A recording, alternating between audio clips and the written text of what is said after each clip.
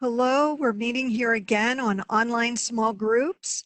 I want to thank you all for coming, and I hope that the information we share today will be meaningful for you and for your church to proceed, to have small groups, learn a little more, and making them successful. So this week, we started with some of the information I'm going to duplicate from last week just to give you a quick review, and then move on to the information that is presented just for today for this session. So in getting started, if we'll all keep our mics muted, that would be helpful. So what is a small group? We talked about this last time. A small group is 3 or more people, generally less than 10, and they're meeting for a purpose. So what are the goals and expectations of that group? If they're meeting for the purpose of learning more about the Bible, more about God, growing in their faith, if they're meeting for fellowship, they may be designed to grow the church in new ways or grow the depth of the church. So you need to have a goal in mind. And many online small groups, the goal is to meet in person and to gravitate people more closely into the church and assimilate them into the church in a personal way as well. So have a strategy for what you want to do, and that will guide you in how, in all the decisions you make for putting your small groups online or developing them directly online. So what does a typical online small meeting look like? I'm going to cover that later. We did cover it last time, and you'll have that recording. But how to introduce an online small group? Again, that depends on your strategy. If you want to introduce an online small group by having an online sermon, or your main meeting time of your church meets in some kind of web conferencing situation, or maybe it's just a webinar setting where it's just a broadcast of the sermon and the worship. If you start there, if you have that, then introducing online small groups would start with the group of people that come for that event. All the emails that are posted, you might want to use them as a starting place to ask people if they want to be involved. I want to cover some tips that I think are important. Don't try to control and micromanage the whole process. If you're allowing people to meet when they want to meet, how many people will be in their group, what kind of material they study, those are things that are very flexible, and allowing them to decide that may be a part of your strategy. The one thing that if you allow them to use the technology that they're used to, the web conferencing system, whether it's Zoom or WebEx or Google Meet, that will help them to feel more comfortable starting up a small group. We'll talk about in the last session how to create depth in discussion, and we will also cover some more of the technology. So what conferencing software do you want to use? Well, that's based on your goals. In a document that I'm sending out, it will give you a comparison of groups to choose and which ones are effective, most effective for whatever you're looking for to do. So let's get started with new material now, and let's talk about the facilitators. Who to choose for leadership. Some people want to choose people that they think would make good discipleship leaders or already leaders within the church.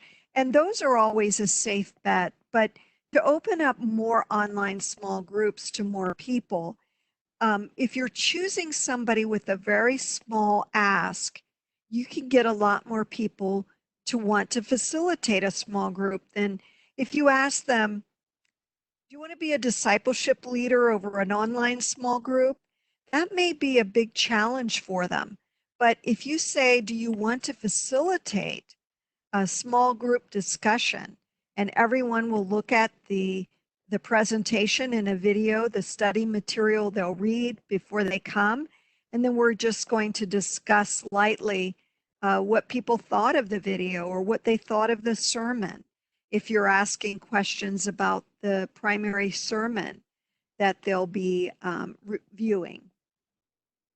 So these are the things to consider with the facilitators. The less you ask of them, they'll grow into the position over time. You can offer training and leadership later as the small groups grow, and maybe after they've been in a small group a while, they'll know more about what kind of questions to ask and ways of solving problems with people that perhaps they didn't know how to do before.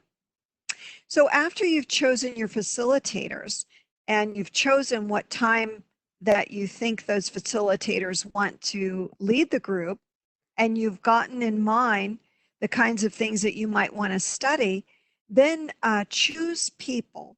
You may choose people that are already in a Sunday school group, or maybe they're already in a small group, or maybe they're the leaders of all the discipleship groups that are already going on. Maybe they're Sunday school teachers and staff. So whatever it is that's already going on, you may want to use those as small groups to grow deeper in a spiritual depth of discipleship. Whatever you choose, there's lots of ways of us asking people to join. And I know that you're very creative. There's email, there's phone calls, depending on the size of your church. So people will respond to the appeal. You may have to call them, or the leader may have to call them and say, hey, just wanted to let you know we're going to be meeting in the small group. I'm really glad you're a part of it. I'm going to need your assistance. And so having them to be a part of the group is a great way, phoning them ahead of time and getting them to participate. So then you're going to prep for your meeting. You want to make sure that you send out an email or phone calls or leave a message on their answering machine. Somehow you need to get the study material to them, and you need to get the link if it's going to be on a web conferencing like we're doing today. And then you want to offer some instructions. Make sure they know how to get into the meeting. You could set up a time if somebody is afraid to go on, where you individually send them a link and let them try it out together just with you. So we talked about the goals a little bit, and we need an easy entry. And the easier it is for people to get involved, the easier it's going to be for you to host these online meetings. So the easier you make it on people, the better participation you'll have. So you've sent out your link, they know the study material, and then what does it look like when they show up for a meeting? So I want to go over this. It's on the information that I'm going to share.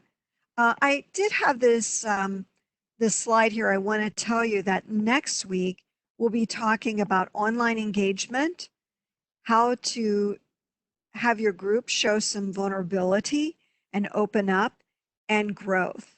So I'm going to stop sharing my screen.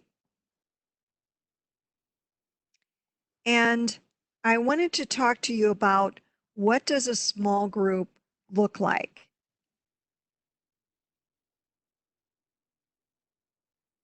So let's go through, they log in, and then you might spend 5 or so minutes in light conversation, everybody having a chance to catch up with one another, get to know what's been going on over the past week.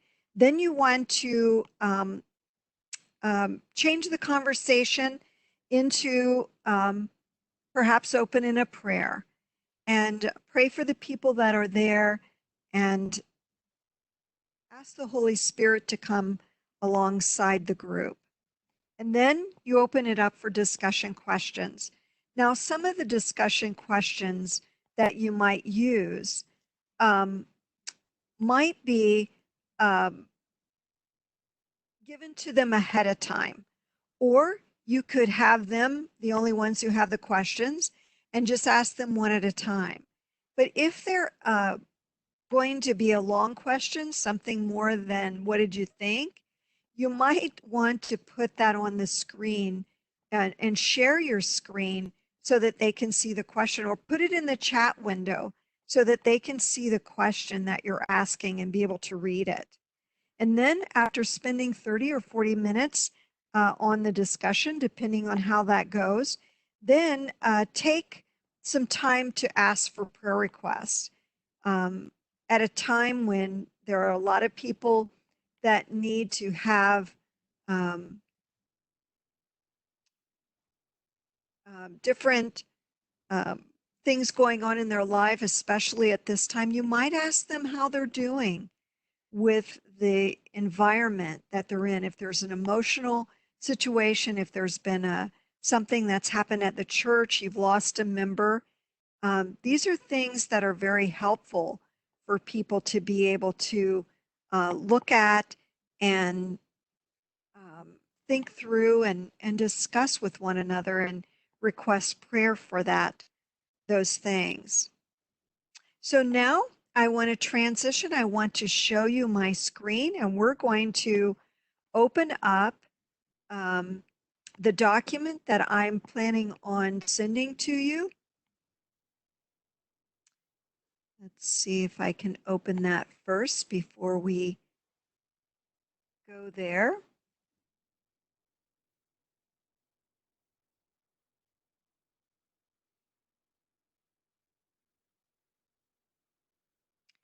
I'm going to share my screen with you.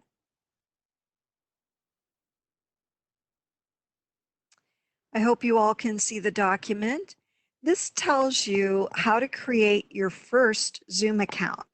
Gives you the URL for where to go to set up that account. And then there's a link here that offers support. And there's a lot of tutorials on how to do almost everything in Zoom.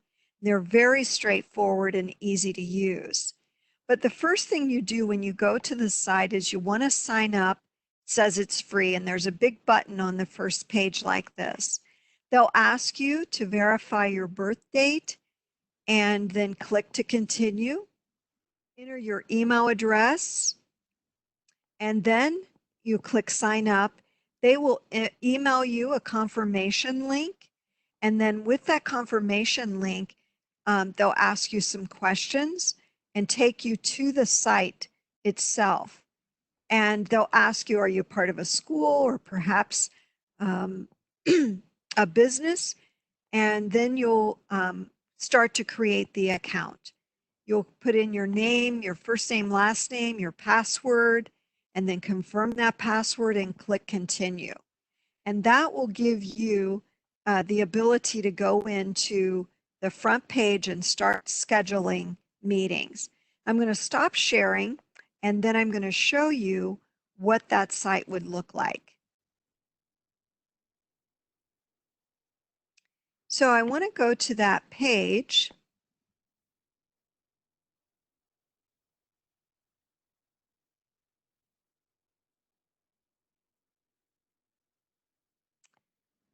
Okay, that's not what I need.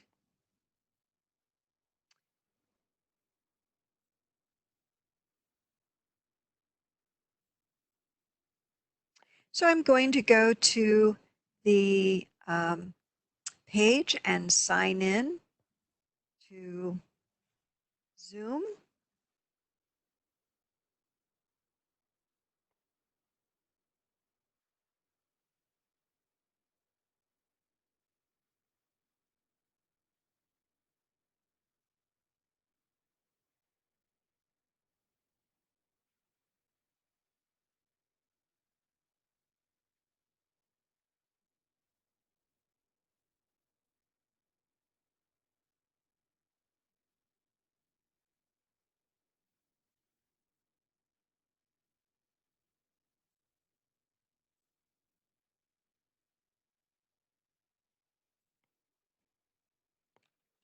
Bear with me here as I open up this screen.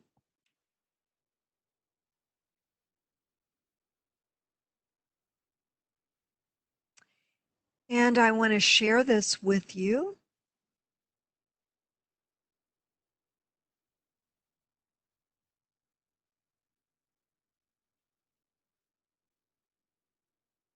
If you see my screen, then this will give you an idea of what it looks like when you first come in. I clicked on meetings to see if there was any meetings. We created a test meeting once before. So I want to schedule a meeting. I'm going to schedule a new meeting. We're going to just let it be called my meeting. And then if you have a description, you can add that. You want to add a date and a time and how long the meeting's going to be. And generally I set all mine for an hour. They do let you know that there's only a 40-minute time limit.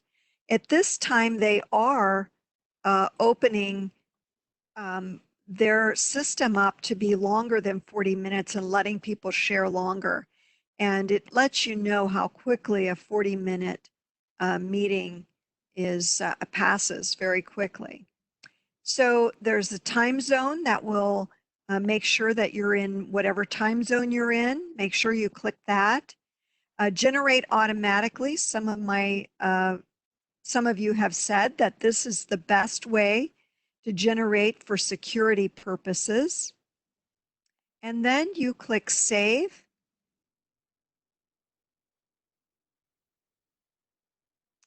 And your meeting's created.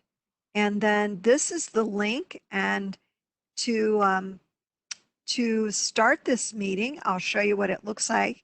You would need to copy this information.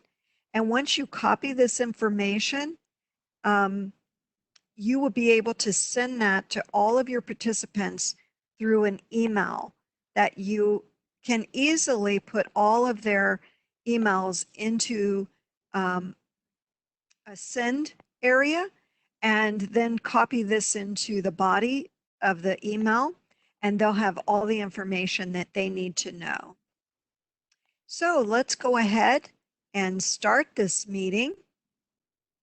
And it asks you to download here. So we're going to go ahead and do that. Oh, it's already coming in for us.